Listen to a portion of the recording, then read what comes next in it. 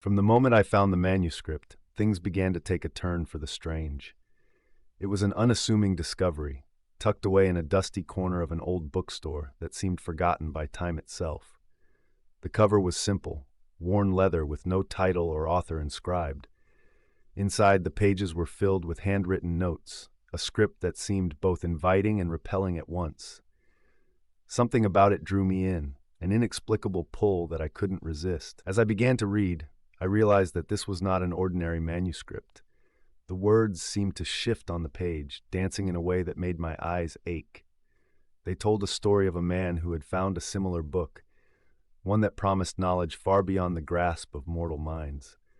The further I delved into the narrative, the more I felt as if the story was no longer about someone else but about me.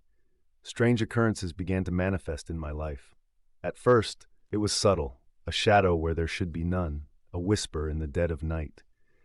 But soon the boundaries between reality and the world within that manuscript began to blur. My dreams were plagued by figures cloaked in shadows, their eyes glowing with an unnatural light. They whispered secrets, promises of power, warnings of doom.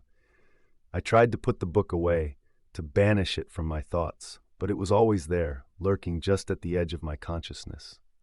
It was as if the manuscript had become a part of me, a parasite feeding on my fears and desires. I realized too late that this was its curse, an insidious presence that consumed those who dared to seek its secrets. I am writing this as a warning. The manuscript is a trap, a siren's song that beckons the curious and the unwary. If you ever find it, resist the urge to open it. Leave it to gather dust and forget it ever existed. But if you cannot resist, if you too fall victim to its call, remember this. Some knowledge is better left in the shadows. For once the manuscript has you in its grasp, it never truly lets go.